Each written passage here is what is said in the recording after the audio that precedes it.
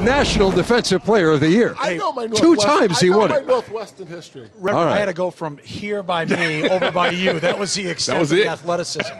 I'm just pointing out that you won the award twice, and you're in the College Football Hall of Fame as a player. You couldn't have been that bad. I proudly represent my teammates. We were pretty good on defense. Hey, Fitz, what did it mean to you? You had 2 straight disappointing years. We talked a lot about it. 5 wins. There have been massive expectations around that first team, and you didn't come through, and then you were unable to rally the next year as well.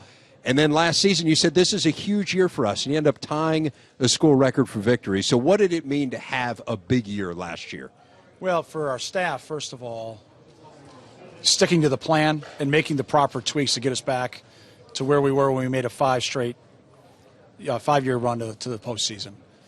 For our players, that chip on their shoulder, our older players were part of the Gator Bowl success and wanted to get back there. And now, as we move forward, of continuing to be consistent, and that's going to be the key, as we now move to 9 league games. You mentioned our schedule. I mean, it's going to be a challenge, but I believe we've added competitive depth. The talent's as good as it's been, and now we just got to keep developing the guys. Fitz, to build on Rever's point, so you have those 2 bad years, and you're getting a lot of advice. I know you get a lot of help. Particularly from you. but you stick to your guns, right? I mean, you don't make any staff changes. That's what everybody wants you to do.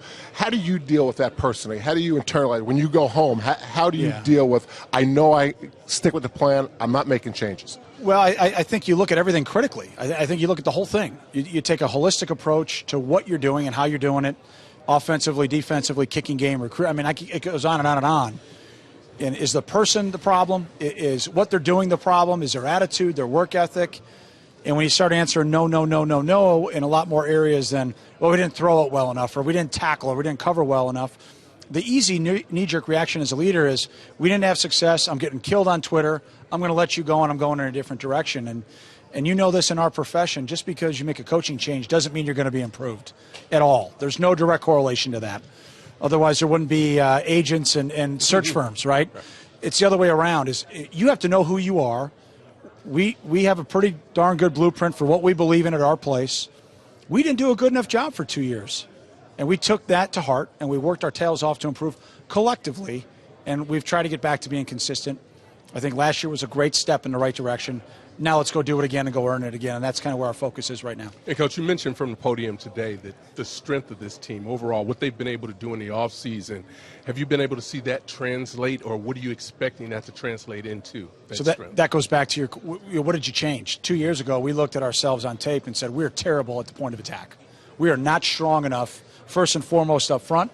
And then when you look at our one-on-one battles on the perimeter, we're not getting it done physically. We tweaked some of our conditioning, ran less, lifted more weights, went to metabolics instead of doing just straight conditioning. I mean, we made systemic, behind-the-scenes, under-the-hood changes that nobody's talking about on Twitter that made big differences on the field. And now, hopefully, again, doing that a second off season, adding a freshman class. I mean, we had, pound for pound, this is our strongest freshman class we've ever had. Now we've also tried to change that in recruiting. I know something, Coach, that you take a look at quite a bit. Stars aren't important. Looking at the real numbers, O-linemen, D-linemen that we have in our building now that are true freshmen, they're doing 225, 15, 16, 18 times. We had juniors 2 years ago that weren't doing that. So I think like most, we're going to always be a developmental program, but to get a stronger, more explosive athlete coming in is going to give us a chance to put that blueprint into work and get us a little bit further along than maybe we've ever been. Talking about the freshmen, a few years back, you and I talked about you didn't bring a lot of guys in early, freshmen. Yeah. And now it looks like that's turned for you. It looks like a little bit. We've had our second one in Tommy Carnifax, yes. And so how much of a benefit do you see in the kids that do come early? Is it something you'd want to do wholeheartedly? Well, big systemic shift happened a few years ago when all of our guys started to come freshmen for summer school. Right. And this is year 4 of that. And you can tell the difference. So it is a positive. That's a huge positive. Now, graduating early, I think that's an individual personal decision by a family. We have everything in place to do that. I'll have that conversation with each prospective student athlete. Some young men will say, absolutely, I want to do it. Great, let's get going with your classes, what you need to do to matriculate, and away we go. Some guys are like, yeah, that sounds pretty cool. you have no idea, young man, what you're about to get into. You're going from the big man to the little man. Yeah.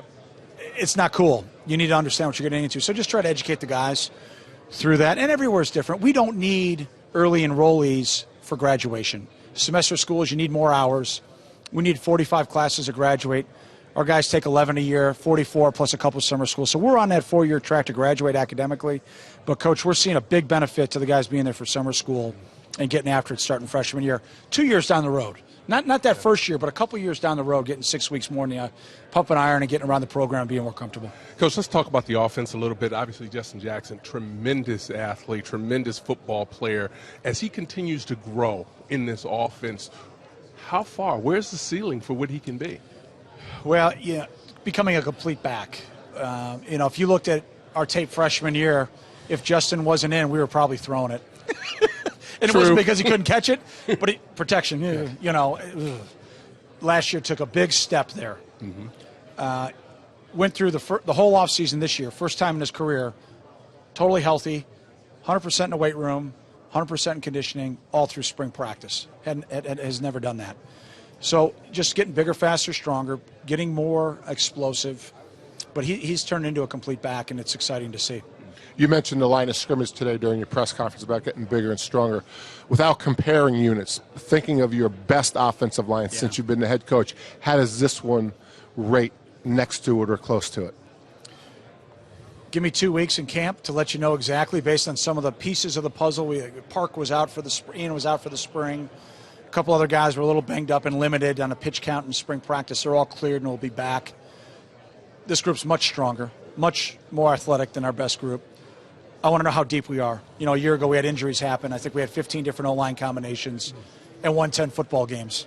When you were coaching against Northwestern, if that happened, we had 2 different combinations. We weren't winning a game. So we've come a long way. You've been to a bunch of our practices. We've been able to do it sometimes with some different parts and make it work. But again, behind-the-scenes systemic change. Adam Cushing, Bob Hefner really being a two-headed monster, working with our offensive line, more reps. Definitely changing the way that we condition that group. We've seen an improvement there exponentially. So they could be in the conversation athletically and maybe performance-wise of one of your best offensive line. Yeah, absolutely. Last year in the spring we moved Mahoney over, and you go, wow, there's much more athletic at guard. Connor plateaued a little bit, but then had a great end of the season. Blake Hance 3 years ago was a high school wide receiver. Now he's playing left tackle in the Big Ten. There's a good correlation, right. But he's athletic as all get out. Now he's getting tougher, and Ole and Brad North at the center. We got a chance, I think, to put together a pretty good group up front. Yeah. What about the passing game? There were some criticisms last year. Well, okay, maybe you're holding them back just a little bit from people that are watching from the outside. Is it because he was a young quarterback, or is it because of more of what the unit was not doing or not able to do at that particular point? So we'll rewind back. This time last year we had 3 quarterbacks, which means we had no quarterbacks. And so the timing, the rhythm, the trust, the chemistry was still a major work in progress. I would have loved it already. We've been through this now a handful of times, and you've been through it too, Coach, I'm sure. Not having that position set really disrupts the passing game.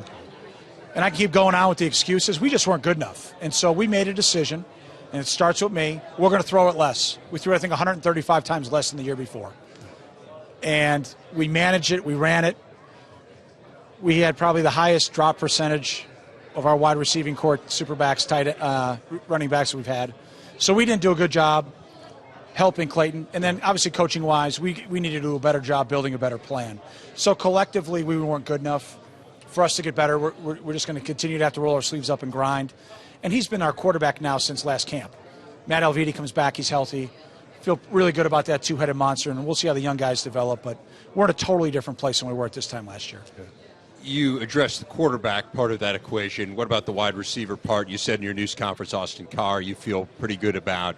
Give us a sense of the rest of this group. You had 4 freshman wide receivers, I believe, who you redshirted last year. Any of those guys ready to emerge? They better be, because they're playing, whether they like it or not. Yeah, and the true. I mean, I'm excited about the group. We've got a good mix of length. Jelani Roberts had a really good rookie campaign last year that nobody really talks about. Really explosive young man, moving Solomon Vault from running back over to wide receiver. You men have seen what he can do as a kick returner. Kind of have 4 guys in the backfield. Now he gets a chance to get more touches. Marcus McShepard over from corner to wide receiver. Andrew Scanlon's done a great job leading this summer. Garrett Dickerson's a very dynamic. He's going to take over for Danny Vitale at the super back position. So we've got names. The young guys, I'm not ready to anoint them yet. They had a good spring, not a great spring, because they were learning and growing. And they've had a great summer. They've learned a lot. We're not allowed to be out there when they're throwing, so you're better off probably asking Matthew and Anthony and Justin how they're doing. But I would think by the 2 weeks into camp, we'll have a pretty good idea where we're at. Finally, new facility going up on the lake. I know you're going to be practicing out there more this year, but obviously the enclosed portion of it is still a work in progress. Right. Give us a sense, though, of what that's meant to your program in terms of recruiting and excitement internally. Yeah, we'll be up on Hutchinson Field, I think the day you guys are coming out. So we're going to go from the hill in Kenosha to the shores of Lake Michigan. Well, first of all, the commitment from the university is amazing. Unheard of in our program's history. The generosity of our donors, unbelievable, all privately funded. And now I just think from a leadership standpoint, trustees, president, athletic director, we're all in. And now to take those steps is unbelievable from a recruiting aspect, but more importantly, day to day. And that's why we made the priority for the 365-day-a-year facility first. And then down the road will come Ryan Field. And I appreciate our fans being patient for that, but we needed to get that in place to be able to move the needle in all aspects of the program first. And it's not just going to impact us, it's going to impact all of our sports. It's going to impact the connectivity of our university with the athletes and our students. It's going to be a game changer for our university and the program, and fired up. And we're going to be in there, the class we're recruiting right now, we're going to be in there when they report, during that, it's going to be fun. Does the fact that we're no longer on the hill in Kenosha mean we don't get brats anymore? I don't know, maybe we need to do something authentic Chicago, maybe a little pizza. Pizza? I mean, That's right. I mean, thin crust. tradition will be thin crust. Thin crust. We'll talk off no, camera no, about no. Yeah, thin crust. Thin crust. Yeah. We can do Deep dish. we can do a menagerie. I mean, right? But Deep dish. we'll talk Just a bunch off. of dough. Okay. Thin crust pizza. Pat Fitzgerald, head coach of the Wildcats. Thanks a lot, Coach. Thanks, man. I'm going to miss the hill in Kenosha. That's a really warm spot. Like 30 degrees colder than anywhere else in the Midwest.